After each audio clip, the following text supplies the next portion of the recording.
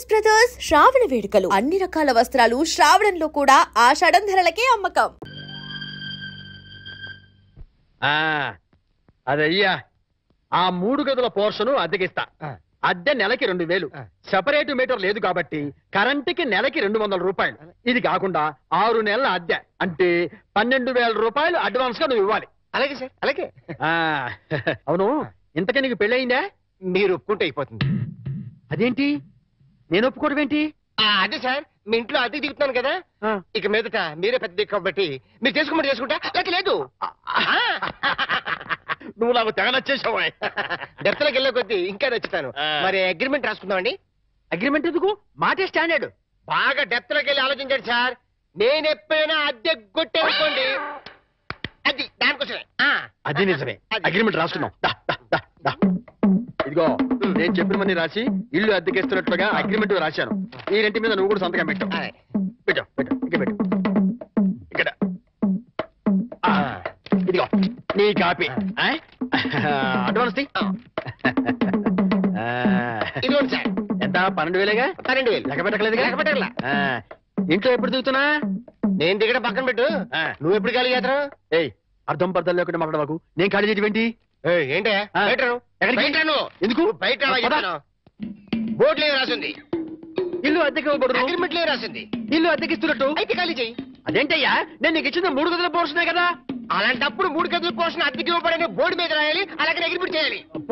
నేను ఒప్పుకోను. నువ్వు ఒప్పుకోకపోతే ఇల్లు అద్దెకి ఇచ్చినట్టు అగ్రిమెంట్ రాసి ఇప్పుడు కాదంటావని చీటింగ్ కేసు పెట్టి నిన్ను జైల్లో చేయిస్తా. అమ్మో, అంత పని చేయకు. అందుకని ఖాళీ చేసేయి. ఇప్పటికిప్పుడు ఖాళీ చేసి వెళ్ళిపోమంటే ఎక్కడికి వెళ్తానమ్మా? అది కరెక్టే. నేను విశాలవధుడు కాబట్టి నేను రెంట్ తీసుకున్న ఇంట్లో నేను ఉండిస్తా. కాకపోతే రెంట్ అవుతుంది. రెంట్? అవును, నెలకి 3,000. నేను నీకు ఇవ్వాల్సింది 2,000 పోగా నువ్వే నాకు 1,000 రూపాయలు సరిపోతుంది. Water separate, current separate. Okay okay. నెలకి 3,000 చెప్పరా? 6 నెలలు అడ్వాన్స్ 18,000 కొట్టు. 18,000? అవును కొట్టు. ఇదిగో రెడీగా 12,000 ఉన్నాయి. మిగతా 6,000 నువ్వు ఇంట్లో దిగుతావు కదా, అప్పుడు ఇస్తా కదా. God promise. ఇల్లు జాగ్రత్త. మేకులు గీకులు కొట్టావో అయిపోతావు. నా డెప్త్ ఏంటి అర్థమైంది కదా. ఓరి వీడి డెప్త్ బంగారం గాను నా ఇంటికి నేనే అద్దె కట్టుకునే డెప్త్ లో పడేశాడు. ఈ డెప్త్ లోంచి నేను ఎప్పటికి బయటపడతానో ఏమిటో.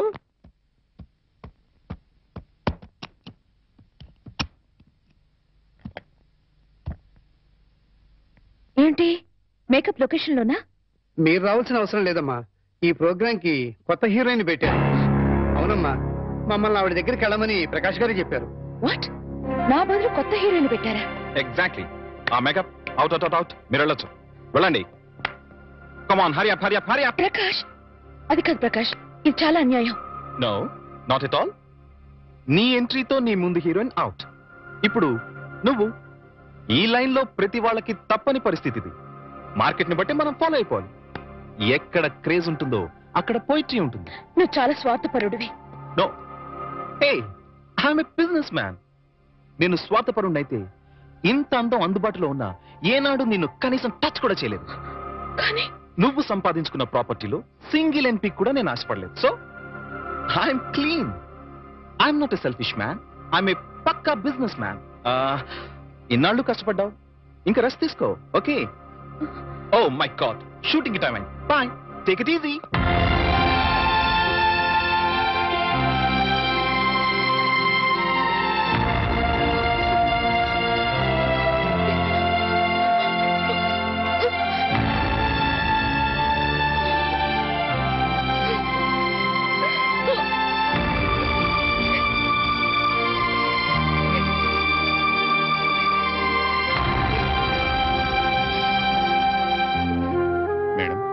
ये आपकी गाड़ी की चाबी है। मुझे नई हीरोइन का पास नौकरी मिली है। शूटिंग नहीं तो मैं पागल हो जाता हूँ। मैं चलूंगा।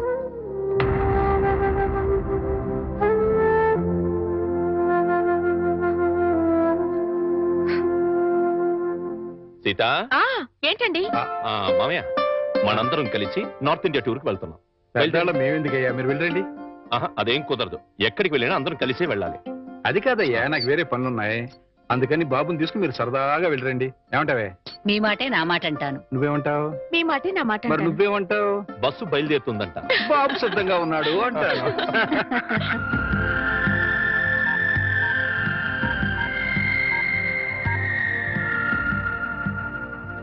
Hi Rita. హాయ్ వాణి. ప్రకాష్ నన్ను తీసేసి కొత్త హీరోయిన్ పెట్టుకున్నాడు. ఇది మామూలేనా? ఏమిటో ఒక్కసారిగా ఒంటరిదాన్ని అయిపోయాను. పిచ్చి బోర్గా ఉంది. మా ఇంటికి రావా? సారీ వాణి, నాకు వేరే పని ఉంది. It's all right.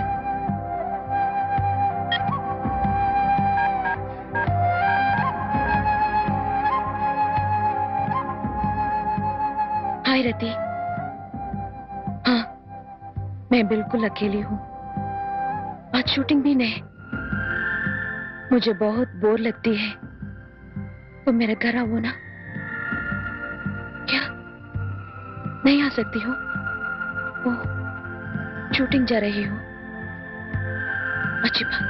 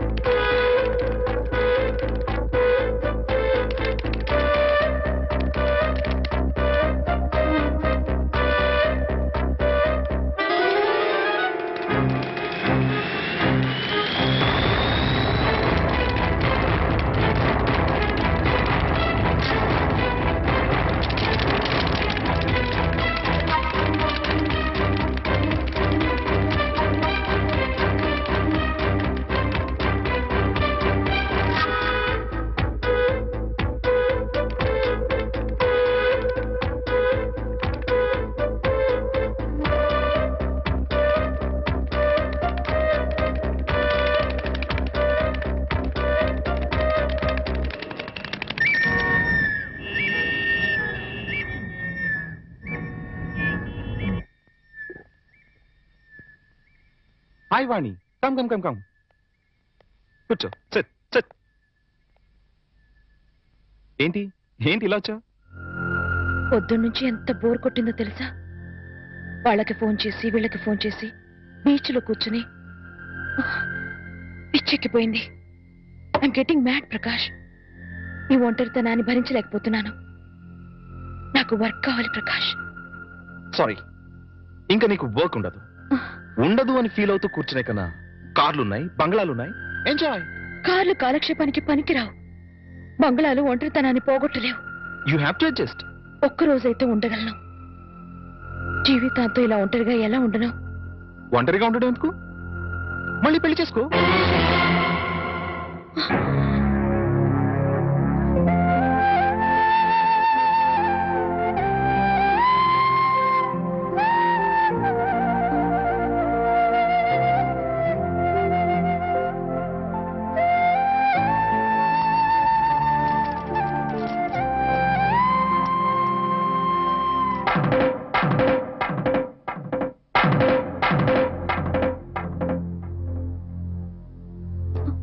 పొద్దునుంచి అత్తయ్య మామయ్య కనిపించడం లేదు. ఎక్కడికి వెళ్ళారు? వాళ్ళు సైన్స్ మాస్టర్ కూతురు పెళ్ళట. మీరు నిద్ర లేచేసరికి వెళ్ళారు. సాయంకాలం వస్తారు. అలాగా? అయితే వాళ్ళ ఆఫీస్ డుమ్మా. ఇలా డుమ్మాలు కొడుతూ ఉంటే ఉన్న ఈ కాస్త ఉద్యోగం కూడా ఊడుతుంది. ఊడితే ఊడింది లేవో. ఎవ్వరూ లేకుండా ఒంటరిగా ఇంట్లో ఎలా ఉంటావు? బోర్ కొట్టది. నాకు బోర్ కొడితే మీకేంటంట? జీవితాంతో నీకు తోడుగా ఉంటానని ప్రమాణం చేశాను కదా.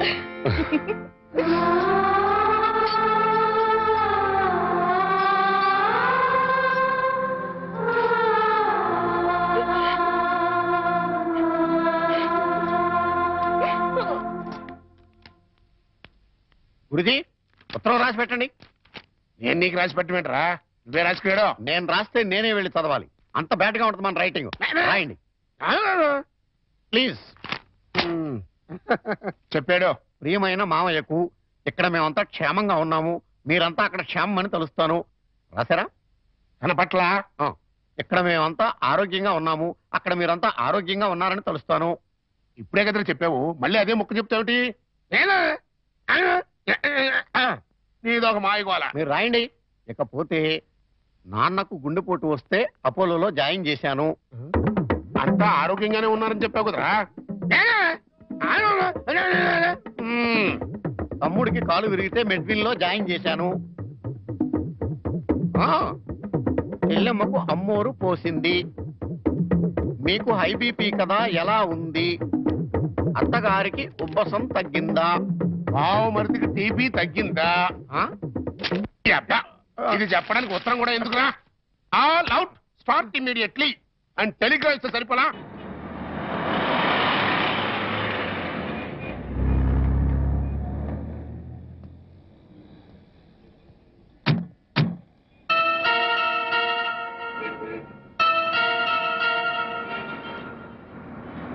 మీరు ఆఫీస్లో ఉండండి, నేను ఇప్పుడు వచ్చేస్తాను. అలాగే సార్, ఉంటాను.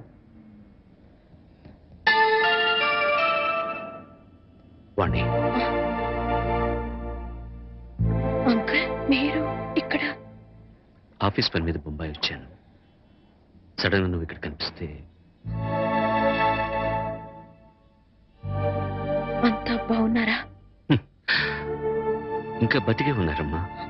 అంకుల్. అవునమ్మా, నువ్వు వెళ్ళిపోవడంతో ఎప్పుడూ చలాకీగా ఉండే నీ భర్త ఒక్కసారిగా కుంగిపోయాడు.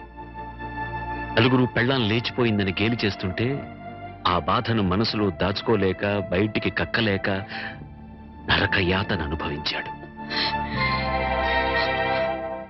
ఇక మీ నాన్న కన్న కూతుర్నే క్రమశిక్షణలో పెట్టుకోలేదు, వేలాది మంది విద్యార్థుల్ని క్రమశిక్షణలో పెట్టే అర్హత నాకు లేదని ఆ ఉద్యోగానికి రాజీనామా చేశాడమ్మా.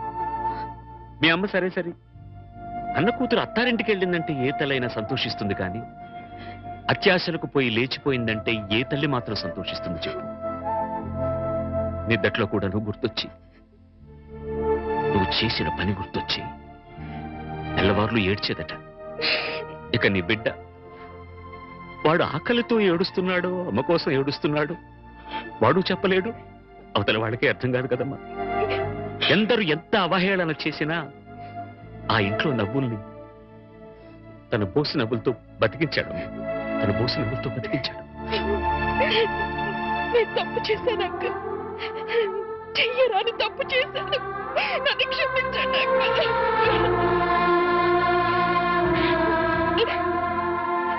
సరిదిద్దుకోవడానికి అవకాశం లేని తప్పు చేసావమ్మా నువ్వు. తప్పు పిచ్చితో వచ్చేసాను, కానీ సత్య ప్రమాణంగా నేను ఏ తప్పు చేయలేదు అంకుల్. అంకుల్, నేనే తప్పు చేయలేదంటే నువ్వు నమ్ముతావు కదా అంకుల్? నేను నమ్మినా ఈ లోక నమ్మదమ్మా.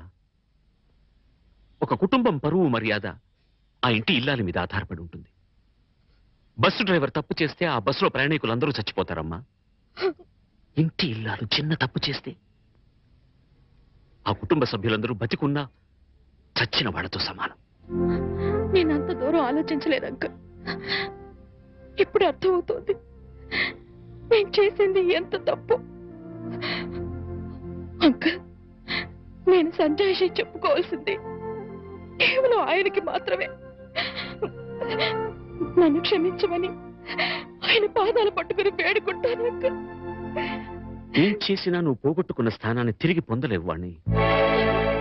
నీ నాన్న రామారావుకు మళ్ళీ పెళ్లి చేశాడు. ఆ అమ్మాయి కూడా నీకు తెలుసు, మీ తెలుగు మాస్టర్ శర్మ గారు అమ్మాయి సీత.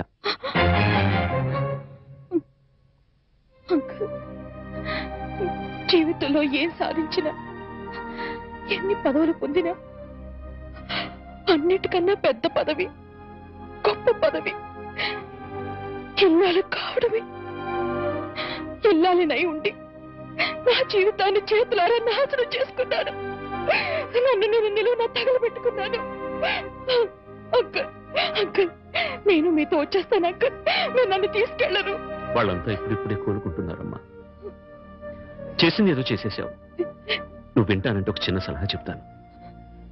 వాళ్ళకు మళ్ళీ కనపడి వాళ్ళ జీవితాల్లో కల్లోలం లేపకవాణ్ణి.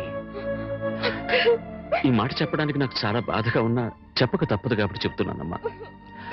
తర్వాత నీ ఇష్టం. వెళ్తా.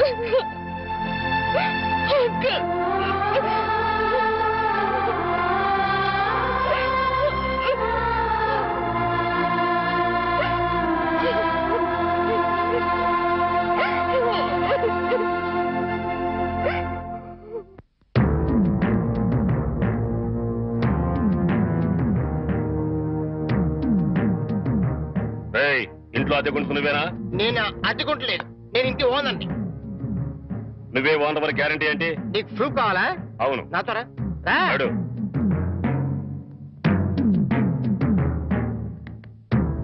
ఈ నెల అద్దె ఎప్పుడు కడతావు? కడతాను రా. మా రౌడీ గారు వస్తే నీ ఒంటి కట్లు కడతాను రా. అద్దెడితే సిలిండర్ వేసి ఇస్తాడటి? అద్దెగా కడతా, తప్పకుండా కడతా. హెడ్ తాకట్టు పెట్టాను సరే కడతా. సరేనా? కడతా కదా.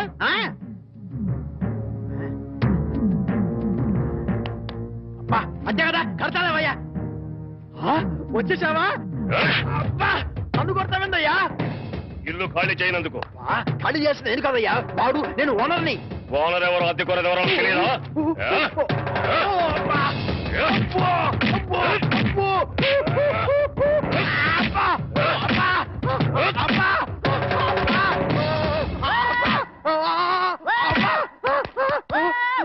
ఆడెళ్ళిపోయి చాలాసేపు అయింది. మనతో పెట్టుకుంటే రంగు పడుద్ది. పడిందిగా.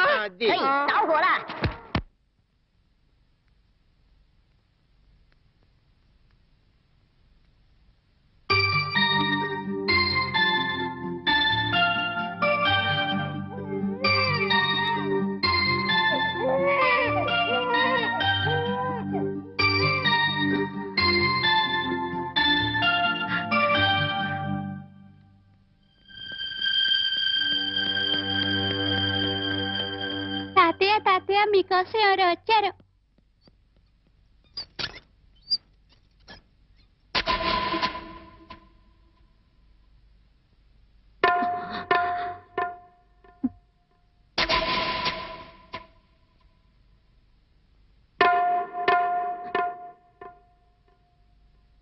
ఎవరమ్మా నువ్వు? చెప్పమ్మా, ఎవరు నువ్వు? నువ్వెవరో నాకైతే తెలీదు. ఒకవేళ మా ఆవిడికి ఎవరో తెలుసేమో. ఒక్కసారి పిలుస్తానుండమ్మా. పూర్ణ, పూర్ణ.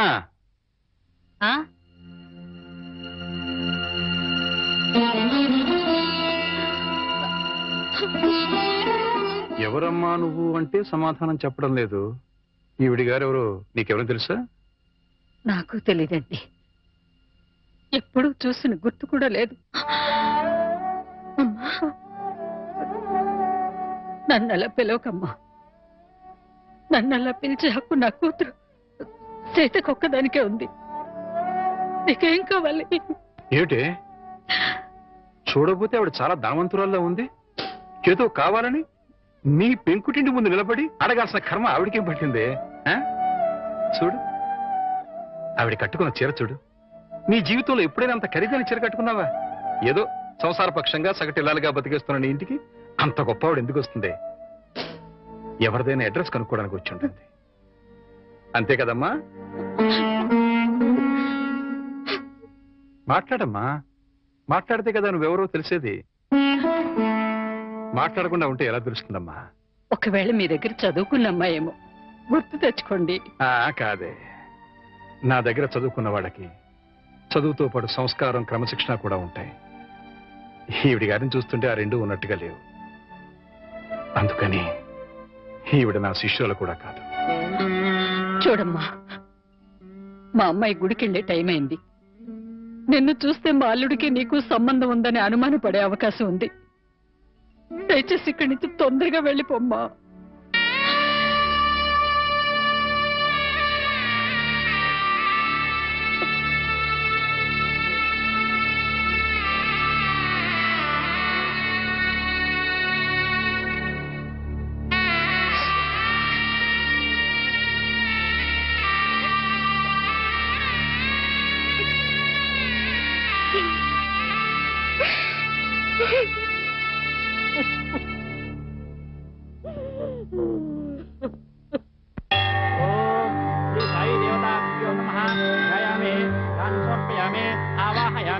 ఆసనం సమర్పయామి.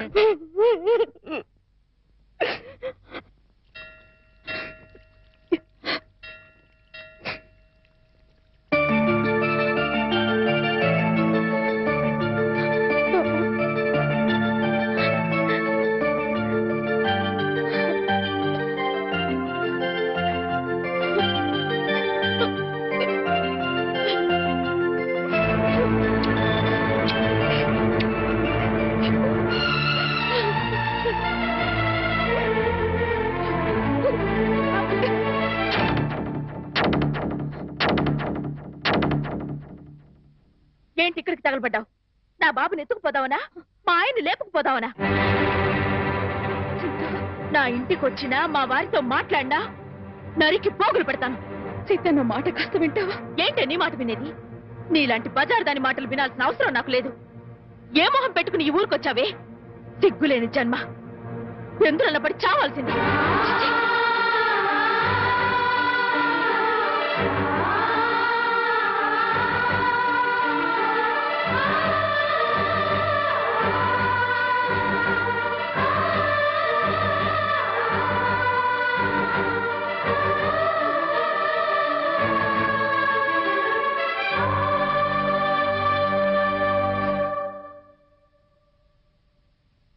వాణి, వాణి, నువ్వు మా ఇంట్లో ఉన్నావని తెలిసి మీ అమ్మ నాన్న వచ్చారు. లోపలికి రమ్మని ఎంత పిలిచినా రావట్లేదు. నీతో మాట్లాడి వెళ్తామని బయటే నుంచున్నారు. నువ్వు వెళ్ళి మాట్లాడిరా.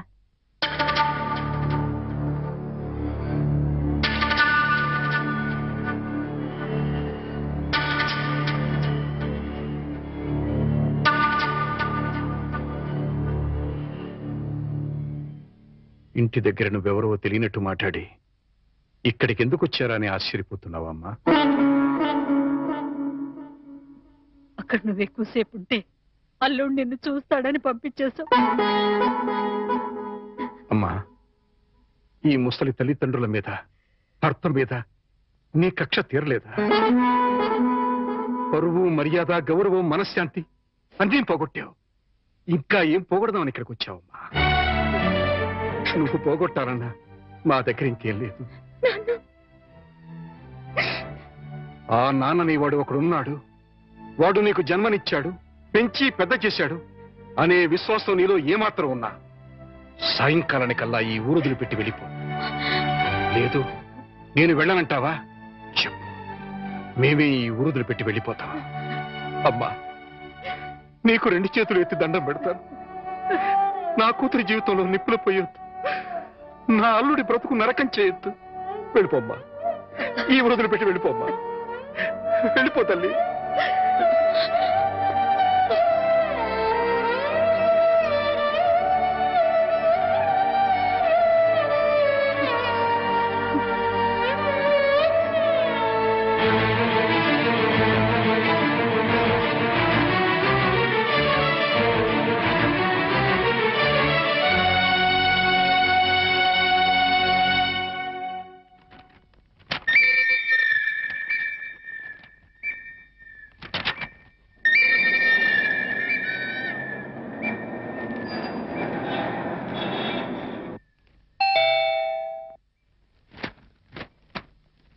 ఎవరు? ఏంటి, బాణి వచ్చిందా? వచ్చింది. ఏ మొహం పెట్టుకుని తిరిగి వచ్చావని చెడామడ తిట్టి పారేశాను. అంతేకాదు, ఏం మహాతల్లి, మా ఆయన్ని లేపుకుపోదామని వచ్చావా అని అడగాల్సిన 4 మాటలు అడిగి దులిపి పారేశాను. సరే సరే, అసలు ఎందుకు వచ్చిందో అడిగావా? ఆవిడ గారు ఎందుకొస్తే మాత్రం నాకెందుకని అడగలేదు. నీకు బుద్ధుందా? ఎన్నేళ్ల తర్వాత వచ్చిందంటే పాపం ఏదో కష్టం ఉంటే వచ్చుంటుంది. ఎందుకు వచ్చిందో, ఏ పని మీద వచ్చిందో కనుక్కోకుండా పంపించేస్తావా? ఇది మరీ బాగుంది. మధ్య నా మీద అరుస్తారేమిటి? సరే, బాణి వచ్చిన విషయం నాకెందుకు చెప్పలేదు? నేనే చెప్పొద్దు అన్నాను బాబు.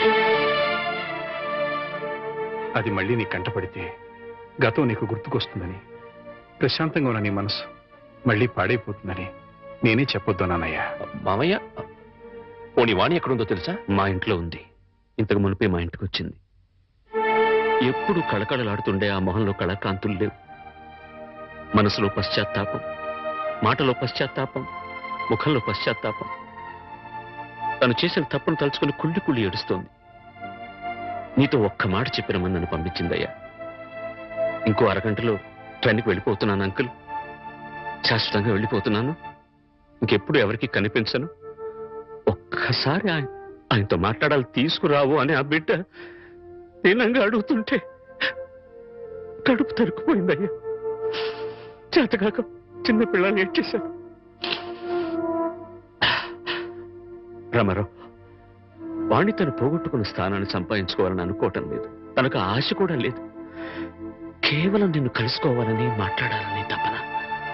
మళ్ళీ జీవితంలో అవకాశం వస్తుందో రాదోనన్న ఆరాటం. అమ్మను కానీ నాన్నను కానీ కనీసం తన కన్న బిడ్డను కానీ చూడాలనుకోవటం లేదు. కేవలం నిన్ను చూడాలనుకుంటుంది, నీతో మాట్లాడాలనుకుంటుందయ్యా. ఆలోచించుకునే వ్యవధి లేదు రామారావు. అమ్మాయి వెళ్ళిపోవడానికి టైం అయిపోతుంది. నువ్వు తనను క్షమించినా క్షమించకపోయినా పర్వాలేదయ్యా. ఆ అమ్మాయి క్షమించమని నిన్ను ఒక్కసారి అడగడానికి అవకాశం ఇవ్వు రామారావు. Please please. సీత, నేను వాడితో మాట్లాడుస్తాను. ఆగండి ఒక్క నిమిషం.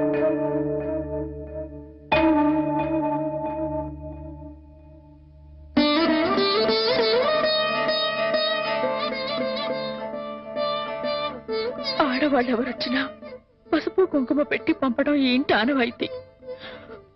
ఆవిడ మీకు చేసిన ద్రోహం గుర్తొచ్చి కడుపు మండి తిట్టొచ్చాను. ఈ చీర పెట్టి వేడుకోలు చెప్పిరండి.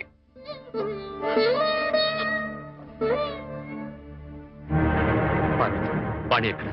ఆ గదిలో ఉంది. వెళ్ళిపో.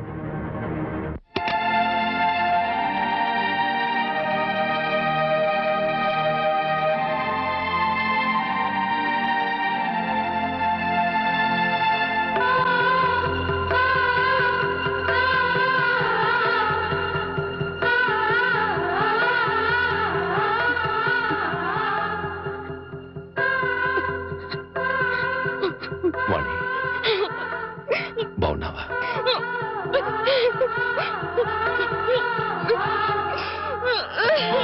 వాణి, వాణి, ఏమిటిది? ఇలా కూర్చో.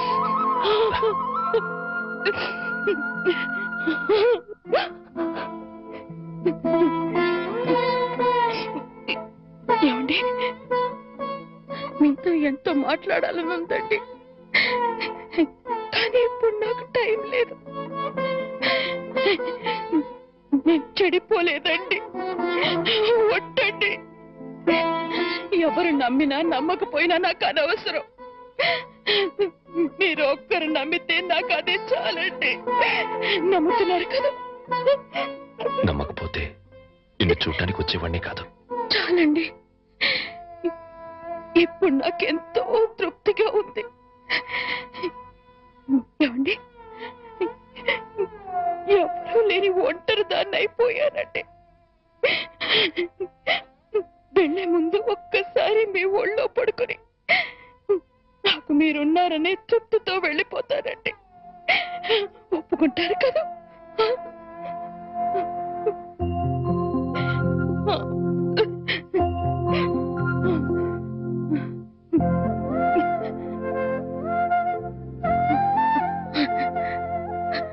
వాణి, ఇంటికి వెళ్దాం పద. అందరూ లేచిపోయిందని నిందలు వేసిన అవేమీ పట్టించుకోకుండా మళ్ళీ నన్ను మీ జీవితంలోకి ఆహ్వానించే పెద్ద మనసు మీకున్నా వచ్చే అర్హత నాకు లేదండి.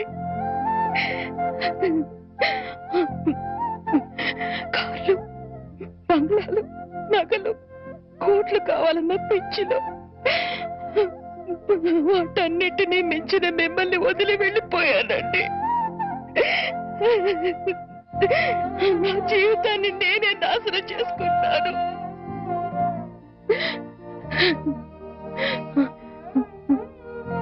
మళ్ళీ ఇంకో జన్మంటూ ఉంటే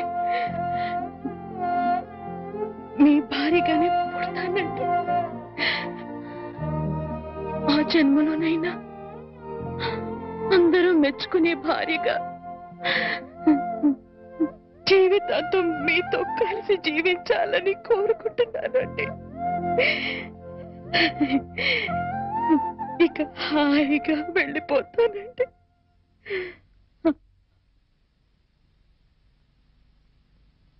పిచ్చిదానా, ఎక్కడికి వెళ్ళిపోతావు?